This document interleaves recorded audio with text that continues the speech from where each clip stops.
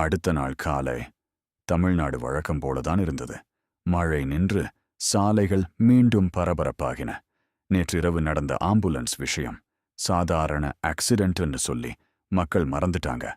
ஆனா அதே சாலைக்கு அருகில் இருக்கும் ஒரு சிறிய கிளினிக்கில் ஏதோ மாற ஆரம்பிச்சிருச்சு. ஒரு மனிதன் உள்ளே வந்தான். கையில் காயம். ரத்தம் மெதுவா சொட்டிக்கிட்டு இருந்தது. நர்ஸ் அவனை பார்த்து உடனே ஓடினாள்.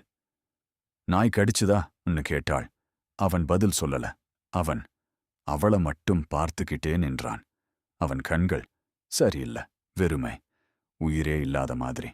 டாக்டர் அருகே வந்தார். அவரும் கேள்வி கேட்டார். அதே அமைதி. திடீர்னு அவன் நர்ஸின் கையை பிடிச்சான். ரொம்ப பலமாக, அசாதாரணமா பலமாக.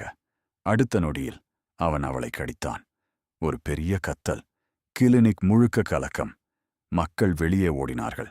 நாற்காலிகள் கீழே விழுந்தது. எங்கும் ரத்தம். டாக்டர் அங்கேயே நின்றார். என்ன நடக்குது என்று புரியாம வெளியில் சில பேர் கூடியார்கள். அதிர்ச்சி, குழப்பம். அந்த நேரத்தில் உள்ளே இருந்த கத்தல் திடீரென நின்றது. முழு அமைதி. சில வினாடிகள் எதுவும் இல்லை. பிறகு மெதுவாக கதவு திறந்தது. நர்ஸ் வெளியே வந்தாள். ஆனா அவள் மாறியிருந்தாள். அவள் தலையை சற்று சாய்த்தபடி நடந்தாள். அவள் வாயில் முழுக்க ரத்தம். அவள் கண்கள் முழுக்க வெறுமை.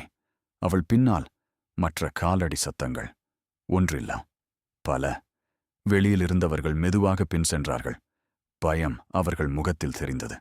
ஏதோ பரவ ஆரம்பிச்சிருந்தது. அந்த கிளினிக்குள் மட்டுமில்ல, வெளி உலகத்துக்கே. அந்த காலை அந்த தொற்று ஆரம்பிச்சது.